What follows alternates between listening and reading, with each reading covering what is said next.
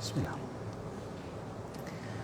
Assalamualaikum warahmatullahi wabarakatuh.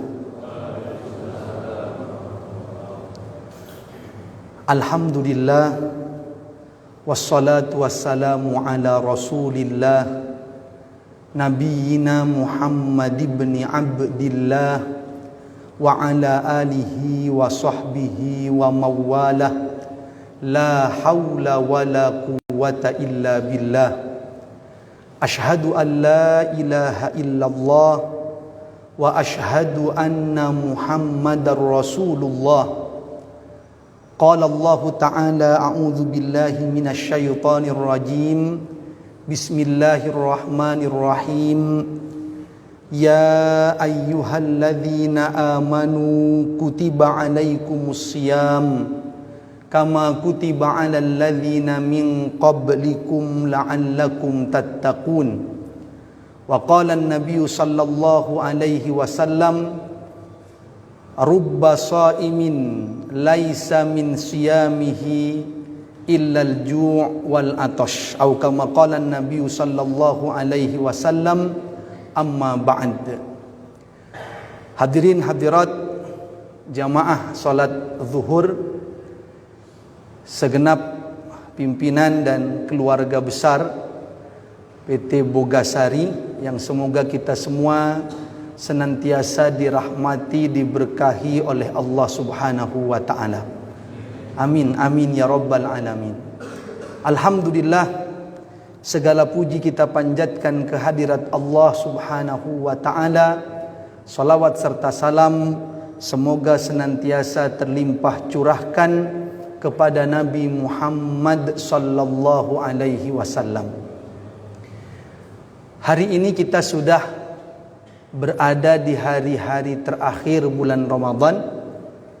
Di 10 terakhir Ramadan itu Rasulullah sallallahu alaihi wasallam meningkatkan amal ibadahnya dengan sangat luar biasa. Nabi dalam satu hadis disebutkan oleh Ibunda Aisyah radhiyallahu anha, kana an-nabiy sallallahu alaihi wasallam idza dakhala al-ashrul awakhir min Ramadan shadda mi'zarahu wa ahya lailahu wa ayqadha ahlahu. Nabi itu kalau sudah masuk 10 terakhir, beliau mengencangkan sarungnya. Kata para ulama hadis, maksudnya beliau tak mencampuri istri-istrinya karena fokus dengan iktikafnya 10 malam terakhir. Dan beliau wa ahya lailahu, beliau menghidupkan malamnya, sedikit tidurnya, banyak bangunnya untuk beribadah kepada Allah Subhanahu wa taala. Wa ayqadha ahlahu, dan beliau membangunkan keluarganya untuk sama-sama beribadah, dibangunkan istri-istrinya untuk menghidupkan hari-hari terakhir, malam-malam terakhir di bulan Ramadan. Hadis riwayat Imam Bukhari dan Muslim. Maka kita hendaknya mencontoh, meneladani beliau agar juga meningkatkan amal ibadah kita di akhir-akhir Ramadan ini khususnya. Jangan sampai sebaliknya, Bapak Ibu rahimakumullah.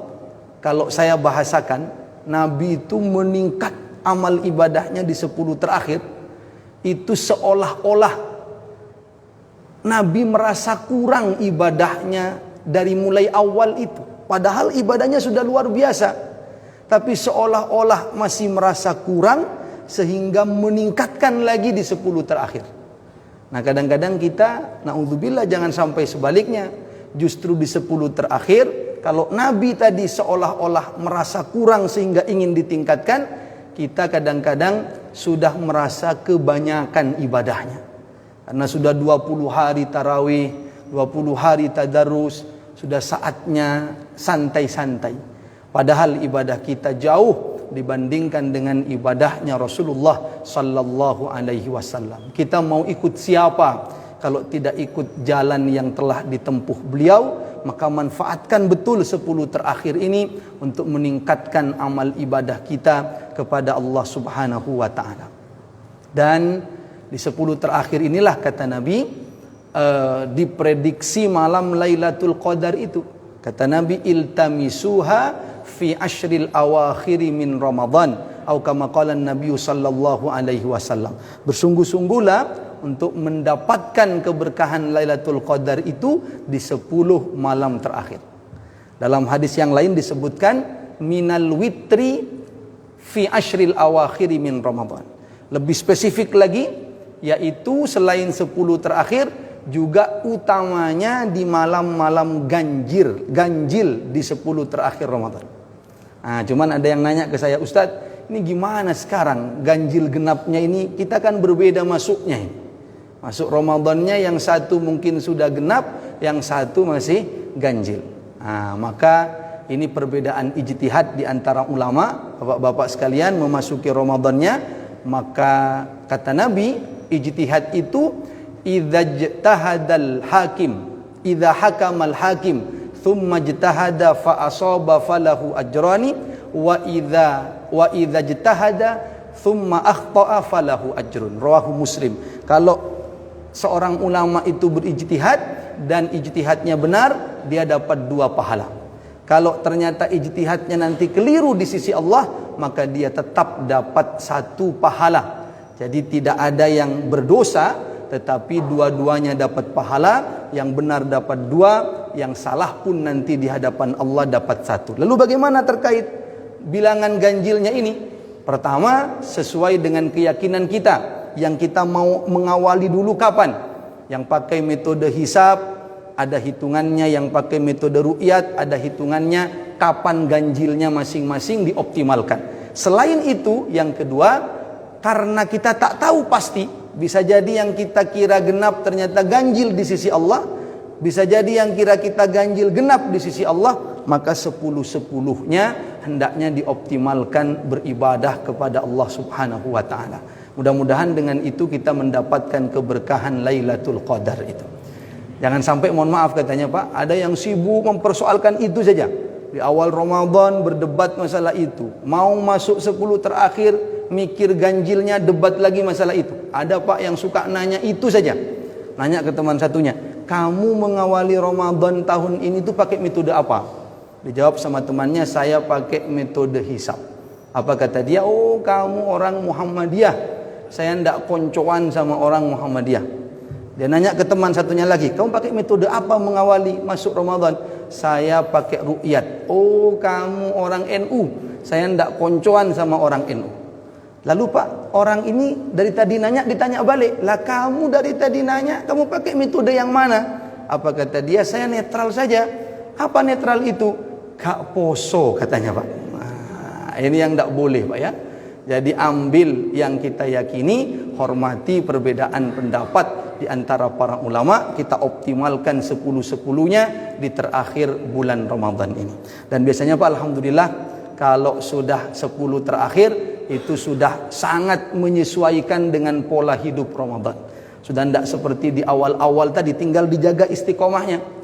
Karena kalau di awal-awal dulu Pak berat. Ada yang bilang ke saya, Ustadz katanya, hari pertama puasa Ramadan bagi saya yang tidak biasa puasa sunnah, itu siang harinya Ustadz rasanya serasa mau mati kelaparan saja. Itu hari pertama. Tapi sama Ustadz, begitu malam hari pertama bulan Ramadan sama, rasanya serasa mau mati kekenyangan Ustaz katanya. Karena semuanya dikonsumsi Pak. Sampai ada yang bilang, saya buka puasa sesuai sunnah, tapi kok sampai enggak kuat sholat tarawih. Saya nanya, apa yang dikonsumsi? Kurma. Berapa? Ganjil. Ganjilnya berapa dulu? 3 Ustaz. Masa enggak kuat? Cuman 3-nya 3 piring katanya Pak. Nah, ini terlalu banyak ini Pak ya. Jadi karena mungkin awal-awal Ramadan, tapi sekarang sudah bisa menyesuaikan, alhamdulillah, dan tinggal menjaga keistiqomahan. Tapi kalau saya lihat ini jamaahnya luar biasa Pak. Zuhur semuanya datang ke masjid secara umum untuk pengajian, karena sebenarnya di kantor lain juga begitu. Kenapa kalau Ramadan ini? Karena mau lari ke kantin juga tidak memungkinkan lagi Pak. Jadi satu-satunya ya ke masjid sini aja lah. Maka mudah-mudahan ini bisa kita jaga keistiqomahan sholat jamaah kita ini. Bapak Ibu sekalian rahimakumullah, tema kita puasa agar puasa berbuah takwa. Sebagaimana kita tahu dalam surat Al-Baqarah ayat 183, kita sudah sering hafal ini. Allah berfirman, a'udzubillahi minasyaitonirrajim, bismillahirrahmanirrahim, ya ayyuhalladzina amanu kutiba alaikumussyam kama kutiba alal ladzina min qablikum la'allakum tattaqun. Wahai orang-orang beriman, diwajibkan atas kalian berpuasa sebagaimana diwajibkan atas orang-orang sebelum kalian agar kalian bertakwa, la'allakum tattaqun. Tapi ternyata Pak, tak semua orang yang sudah menjalankan puasa itu bisa mendapat takwa. Nabi menyampaikan dalam hadisnya, rubba shaimin hadzuhu min siyamihi al-ju' wal atash, atau kama qala Nabi sallallahu alaihi wasallam. Betapa banyak orang yang berpuasa, dia tidak makan, tidak minum, tidak hubungan suami istri, meninggalkan yang membatalkan puasa dari pagi sampai malam. Tapi kata Nabi, yang didapat ternyata tidak ada yang didapat kecuali hanya lapar dan hausnya saja. Kecuali hanya menjadi penggugur kewajiban saja, bahwa sekedar dia melaksanakan puasa. Artinya dia bukan termasuk orang yang tidak menjalankan perintah Allah, rukun Islam puasa, dia jalankan. Tapi kata Nabi, tidak dapat apa-apa kecuali hanya lapar dan hausnya saja. Jadi takwanya pun tak dapat. Padahal tadi puasa itu la'allakum tattaqun, tapi dia tak dapat takwa. Yang dia dapat hanya lapar dan hausnya saja. Kenapa seperti ini dan apa yang harus kita jaga agar puasa kita itu berbuah takwa, betul-betul berbuah takwa, tidak sekedar lapar dan haus saja. Setidaknya ada 3 hal Bapak sekalian rahimakumullah yang perlu kita jaga dalam puasa kita masukkan dalam puasa kita, sehingga puasa kita itu betul-betul berbuah takwa. Apa itu? Yang pertama adalah landasi puasa kita itu dengan iman yang kokoh kepada Allah Subhanahu wa ta'ala. Apa itu iman? Iman itu percaya, beriman, percaya kepada Allah Subhanahu wa ta'ala dan rukun iman yang 6 itu, dan dia merasa betul bahwa dia diawasi oleh Allah, dia dilihat oleh Allah, didengar oleh Allah, dia sebagai hambanya tunduk dan patuh karena Allah melihatnya, Allah mengawasinya. Landasi puasa kita itu dengan iman ini agar nanti berbuah takwa. Ini yang pertama. Apa dalilnya? Dalilnya dulu pertama dalam surat Al-Baqarah 183 tadi, ketika Allah memerintahkan tentang puasa, itu diawali dengan ya ayyuhalladzina amanu, wahai orang-orang yang beriman, baru diwajibkan atas kalian berpuasa dan seterusnya.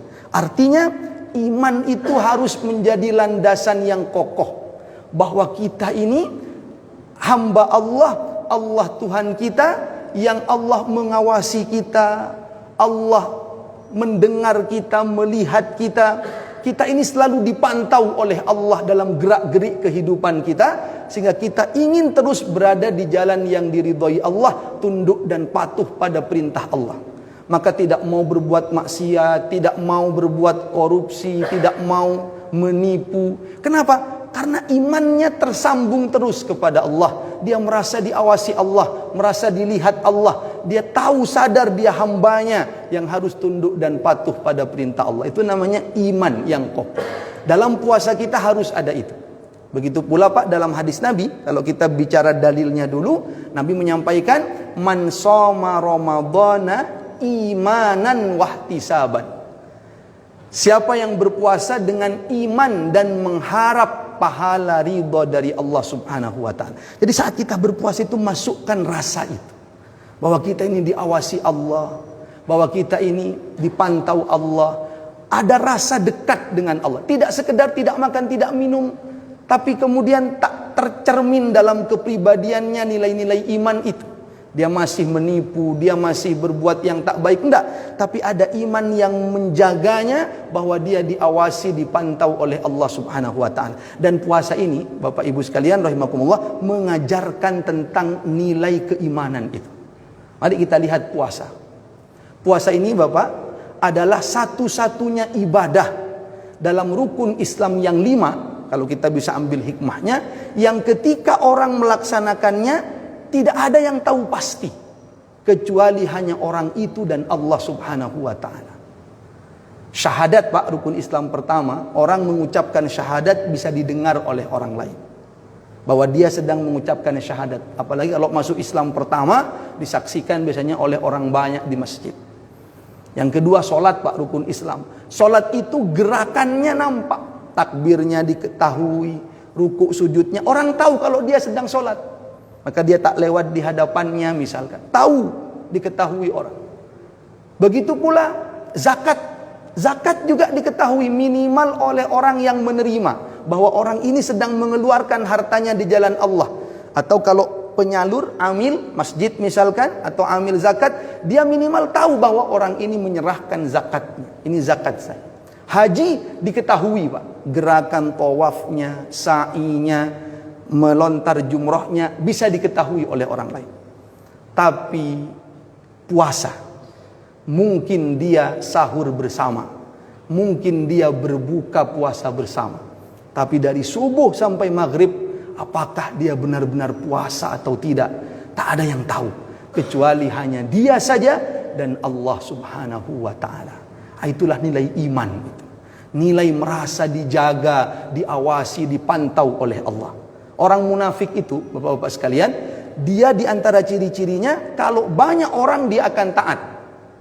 Tapi kalau sendirian, tidak ada yang tahu, dia akan berbuat maksiat.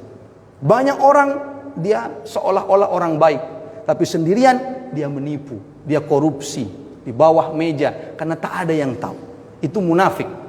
Maka melalui ibadah puasa ini, Allah mendidik kita menghilangkan sifat-sifat kemunafikan pada diri kita. Ya Allah, walaupun puasa ini tidak ada yang tahu apakah saya benar-benar puasa atau tidak, tapi saya tak akan berbuka. Walaupun siang hari panas, pekerjaan berat, saya tak berbuka. Kenapa? Tak ada yang tahu. Andai saya pun sembunyi sebentar, saya minum, tidak ada yang tahu. Tapi saya tak lakukan itu. Kenapa? Karena saya bukan orang munafik itu, ya Allah, yang hanya akan taat saat banyak orang, saat sendirian bermaksiat. Tidak. Saya seorang mukmin yang punya rasa tersambung dengan Engkau, diawasi oleh Engkau, dipantau oleh Engkau, maka gerak-gerik saya akan terus berada di jalan yang Engkau ridhai. Nilai iman inilah, Pak, yang menjadikan puasa kita itu akan berbuah takwa itu. Tak sekedar tak makan, tak minum, tapi rasa diawasi, lalu kita bawa dalam kehidupan sehingga kita takut untuk berbuat kemaksiatan, untuk menipu, karena Allah melihat terus. Maka rasa iman itulah yang akan menjadikan puasa kita ini la'allakum tattaqun. Karena puasa, sekali lagi, Pak, tak ada yang tahu kecuali hanya orang itu dan Allah Subhanahu wa taala. Tapi ada yang bilang ke saya, Pak, tapi sekarang Ustadz katanya bisa diketahui orang yang tidak puasa itu. Gimana caranya? Apa dari gemuk kurusnya? Tidak. Dari lemes tidaknya? Tidak. Ada, Pak, yang pura-pura lemes padahal sudah kekenyangan makan, itu juga ada. Jadi tidak ada yang tahu. Apa kata beliaunya? Bisa, Ustadz. Dari mana? Bisa dilihat orang puasa atau tidak itu dari betisnya. Oh, unik sekali dari betisnya. Gimana itu?